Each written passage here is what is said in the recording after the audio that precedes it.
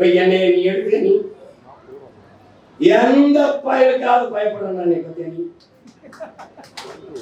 எல்லா வீட்டுல இடி போடுவான், ஐடி ரைடு போடுவான், ஒன்னும் கொடுக்க முடியாது. என்ன ஏன் போடுறேன்? என்ன காமராஜருடைய ஒரே பேர நீ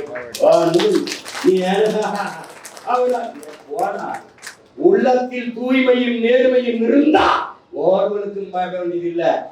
எங்க தாத்தனின் வாழ்க்கை வரலாறா இது படிக்கிறது.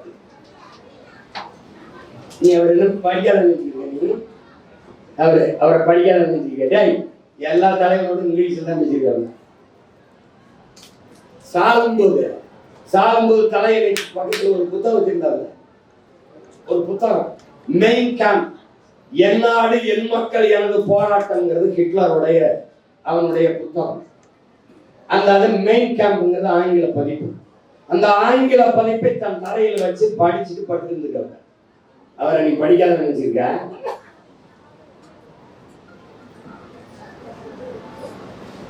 காந்தி படத்தை எல்லாம் அரசு அலுவலகங்கள்ல ஹேங் பண்ணுங்க. அரசாங்கம் ஹேங், அதாவது தொங்க விடு, தூக்கில போடுங்கிற மாதிரி ஹேங் பண்ணா தூக்கு. அதை படிச்சுட்டு பைத்தியக்காரப்பட எதுக்கு ஹேங்னா தூக்கில போட சொல்றீங்க? இன்ஸ்டால் பண்றா, அதை பொறுக்கிறா. ஒரு படிக்காத ஆங்கிலத்தில் திருத்தம் சொல்றாங்க. இது என்ன பெரிய நேரு அவரு ரொம்ப நெருக்கமானவங்க. அதுல நேருவை போய் பார்க்கும்போது, நீ பாரு படம்லாம் நேரு இப்படி வந்துருப்பாரு, கால்மேல் இந்திரா காந்தி இப்படி வந்துருக்கு, நம்ம ஆளு கால்மேல் பேசிட்டு போய் காலாட்டி. அப்ப நேரு ரொம்ப சோகமா இருக்காங்க. ஏன் முகம்லாம் வாடி போயிட்டு? என்ன நில காமராஜ் இந்த திண்மையா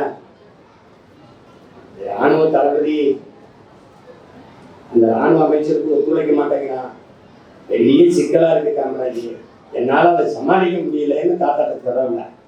இது என்ன பெரிய விஷயம்? இதுக்கு போய் அப்படி சொல்லிட்டு இருக்கிறீங்க? முப்படைக்கு ஒரே தலைவர் தானே பிரச்சனையா இருக்குது.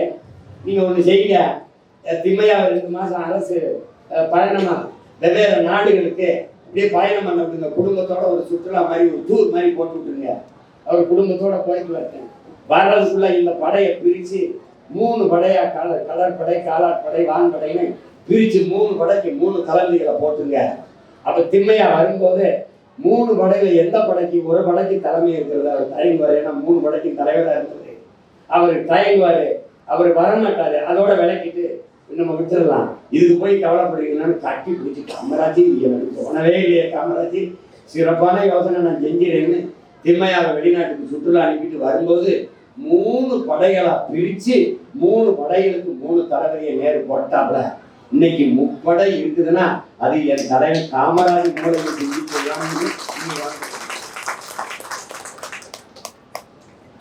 இன்னைக்கு கல்வியாளர்கள் எல்லாருமே நன்மை தம்பி தங்கையில நன்மை பெற்றோர்கள அருகமைவு பள்ளி, ஒவ்வொரு சிற்றூர்லையும் தொடக்க பள்ளி, 3 கிலோமீட்டருக்கு ஒரு உயர்நிலை பள்ளி, 5 கிலோமீட்டருக்கு ஒரு மேல்நிலை பள்ளி.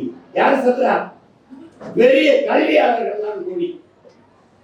இது எவனுமே சொல்லாம என் தாத்தேன் ஒவ்வொரு ஊர்லையும் தொடக்க பள்ளி, 3 கிலோமீட்டருக்கு ஒரு உயர்நிலை பள்ளி, 5 கிலோமீட்டருக்கு ஒரு மேல்நிலை பள்ளியை தொடங்கி எங்களை எல்லாம் படிக்க வைத்தவன் எங்கள் தாத்தன் பெருந்தலைவன் காமராஜ். அதை நீங்க கவனிச்சோம். தாத்தாவை என் தம்பி கார்த்திக் சொன்னது மாதிரி நாடார் பேரவையும் நாடார் சமூகம் தான் போற்றும் என்பதே இழிவு, பெருமை இல்லை, இழிவு. இப்படித்தான் நம் இனம் முன்னோர்களை எல்லாம் சாதிய குமிழுக்குள், சாதிய ஒரு வட்டத்துக்குள் குறுக்கினார். சைவ திருமகன் தாத்தா முத்துராமலிங்க தேவரா, அவர் தேவருக்கு. கப்பல் ஓட்டிய தமிழன் நம் பாட்டன் வாபூசியா, அவன் பிள்ளைமாருக்கு. அயோத்திதாசன், ரத்தமலை சீனிவாசன், MC ராஜா நம் முன்னோர்களா, அவர் பறையருக்கு. இப்படி ஒவ்வொரு சாதிக்குமாக அப்படியே நம் முன்னோர்களை சுருக்கி பெரும்புகளை மறைத்தார்.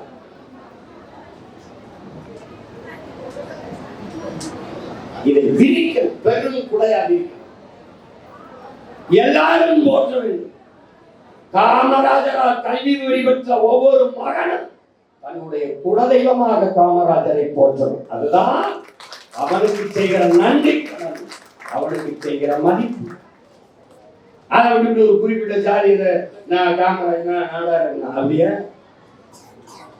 அப்படி பண்ணாரா?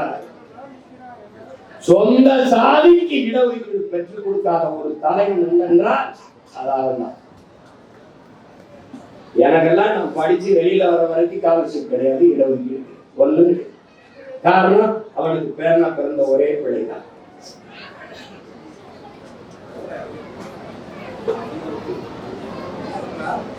அந்நலம் தான் பிறந்த சமூக நலன் பாராத ஒரு மகன் அவன். அதனால நீங்க இன்னைக்கு பம்மல்ல ஒரு நாடார் பேரவை நடக்குது. இது எதுக்கு எங்களுக்கு இதை சொல்றதுதான். சுருக்காத சுருக்காத சுருக்கு பையில் என் தாத்தாவின் புகழை சுருக்காத உலக பெருந்தலைவன் பேரின தலைவனாக விரிவடை செய்த அவன் ஆழமரம், அவனை சுருக்காதே, அவனை சுருக்க.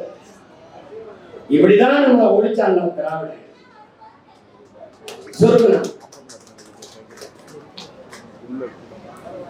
உனக்கு எங்கடா மான ரோசம் இருக்கு? உனக்கு எங்க இருக்கு? எங்க இருக்கு? சிவகாசியில கருவாடு விற்கிற சிவகாமியின் மகன், கருவாட்டுக்காரி மகன் சொன்னவங்க ஓட்டப்பட்ட நீ ரஷ்யாவுக்கு எருமை தோல் அனுப்பணும், இப்ப எருமை மாட்டை அனுப்புறோம்னு சொன்னவங்க ஓட்டப்பட்ட நீ உடனே என்ன உனக்கு தன்மான மான ரோசம்?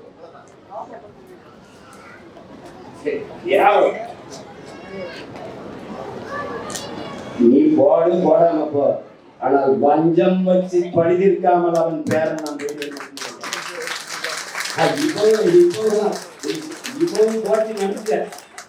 போட்டி நடக்குது. யாருக்கு? தாத்தா. தாத்தன் சிறந்த ஆட்சி கொடுத்தானா அவன் பேரன் சீமானுக்கு கொடுத்தான். இதான் சண்டை. இடையில கழுத பெயர் மெனப்பையும் கிணறு தக்க வாண்டாண்ட மூணு காசு தரப்பண்ணா கழுதையே.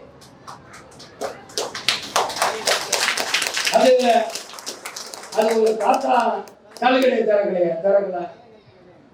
அவர் பள்ளிக்கூடத்தை திறந்தாரு, நீ என்ன பண்ண? டாஸ்மார்க் திறந்த. அவர் சொன்னதெல்லாம் நீங்க கேட்டிய?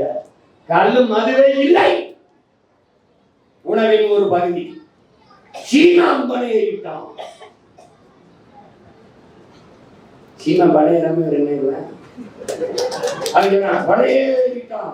இனி அவன் பணதான் ஏறணும். அவ்வளவு கனமா போச்சுடா அவனுக்கு, அவ்வளவு கனமா போச்சு. பனை என் குலதெய்வம் பராசக்திடா, பசுவின் பால் பனையின் பால என் பன்னாட்டோட இணைந்த ஒன்றா. பனை தமிழனின் தேசிய மரமடா, தமிழனின் அடையாளம். இலங்கையிலே ஈழத்திலே பாட புத்தகத்திலே பனை மரத்தை போட்டு பனையிலே ஏறுகிற ஒருவரை போட்டு தமிழன் என்றுதான் படம். தமிழ்நாட்டின் தேசிய மரமே பனைதான். இதை ஒரு சாதி மரம் என்று சொல்றான். அப்ப தென்னை கவுண்டர் மரமாடா, பனை நாடார் மரம்னா தென்னை கவுண்டர் மரமா? கேரளாவில் முழுக்க தென்னை இருக்கிற நாயர் மரம் நம்பூதிரி மரம் சொல்லியாடா? பைத்தியக்கார நாயே சொல்லியாடா? நான் பனை ஏறுவது குலத்தொழில், நான் ஆடு மாடு நினைக்கிறது குலத்தொழில், நான் வேளாண்மை செய்வது குலத்தொழில், நான் நெசவு செய்வது குலத்தொழில், நான் மீன் பிடிப்பது குலத்தொழில். நாட்டை 3 தலைமுறை ஆளுநரான கருணாநிதி பேரணும். அது என்ன குலத்தொழிலாடா? என் நாட்டு எல்லாம் கலெக்டர் ஆகி எல்லாம் போலீஸ் ஆகி சோத்துக்கு எதனா திங்க கருப்பட்டி திங்கணும். எங்க இருந்து? எங்க அப்பா ஏறணும்டா பனையில. பைத்தியக்கார நாயே, எங்க அப்பா நீ எழுதி வச்சுக்க. காமராஜர் என்ற தலைவனின் சத்திய பேரன் நான் சொல்றேன். நான் வந்த உடனே பணம் ஏறது அரசு பணியில கவனம் நான் கல்கண்டு காய்ச்சிறேன், இண்டஸ்ட்ரி பனை சார்ந்த தொழிற்சாலை எல்லாம் நல்லா படையேற என் தம்பி இருக்கான் விக்டர் என் சொந்தக்காரன் பூரா போயிடும் ப்ரொஃபசர் படையேற எல்லாம் போயிருக்கு ஈச்சியில இன்னைக்கு நடக்குதுடா 1000 பேர் படையேறான்